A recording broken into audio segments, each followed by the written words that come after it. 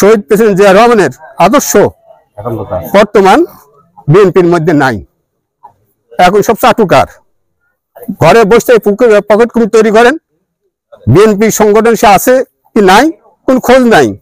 চাটুকারা ঘরে বসে থেকে টাকা নিয়ে পকেট কমিটির সদস্য বানান। অরিজিনাল সত্যিকারে তারা বিএনপি করে, সেই আদর্শটাকে কবর দিয়েছে বর্তমান কমিটিগুলি।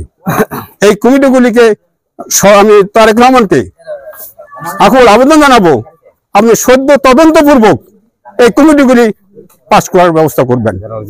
আর অরিজিনালি যারা অরিজিনালি বিএনপি করে সেই বিএনপির কর্মীদের নিয়ে, বিএনপি কর্মীদেরকে সৈনিকদের নিয়ে, শহীদ জিয়া রহমানের সৈনিকদের নিয়ে আপনি সংগঠনগুলি সুষ্ঠুভাবে করবেন বলে আমি আশা করি।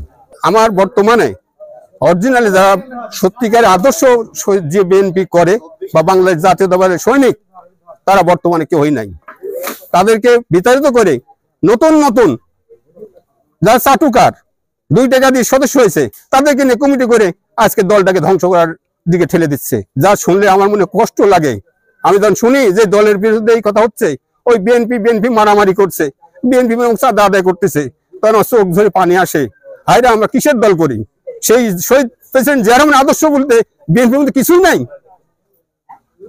আমি আশা করি, আমি তারেক রহমানকে আমি আকুল আবেদন জানাবো, আমার আগামী দিনে সত্যিকারে যারা ন্যায্য দল করে, যারা সলিড ভাবে দলের দিকে ভক্তি রাখে, দলকে যারা ভালোবাসে, তাদেরকে নিয়ে আপনি প্রতিটা ওয়ার্ডে, ইউনিয়ন, থানা এবং ডিস্ট্রিক্ট কমিটি করে দিবেন, এই আশাবাদ ব্যক্ত করে। কমিটি গঠনের লক্ষ্যে আপনাদের কি কোনো মতামত আছে যে কি ধরনের উপায়ে কমিটি যদি করা হয় সেক্ষেত্রে দলের জন্য মঙ্গল? আমি হলো যে মাঠ কর্মী, মাঠে আগে তাকে যাচাই করতে হবে। অনেক বিএনপি করে না আওয়ামী লীগের দোসর, এটাকে আগে যাচাই করতে হবে। এই করে আপনাকে আগে যাচাই করতে হবে করে বিএনপির আদর্শবাদ যারা আদর্শ ব্যক্তিদের নিয়ে সংগঠন করতে হবে।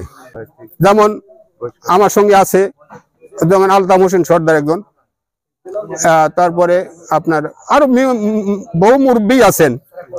হ্যাঁ, তাহলে আলতাফ হোসেন সর্দার একজন, সে বিএনপির একনিষ্ঠ লোক ছিল। চান্দা ইউনিয়ন, সে দীর্ঘদিন সভাপতি ছিল, আমারই ভাতিজা।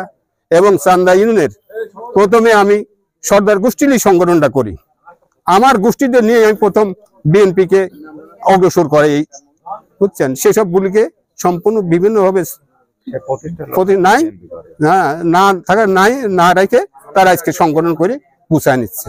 এবং আমি যে এত দলের প্রতিষ্ঠাতা, আমাকেও বর্তমান কমিটি কোনদিনও মূল্যায়ন করে না। আমি এইটাই আমি খুব দুঃখ পাই।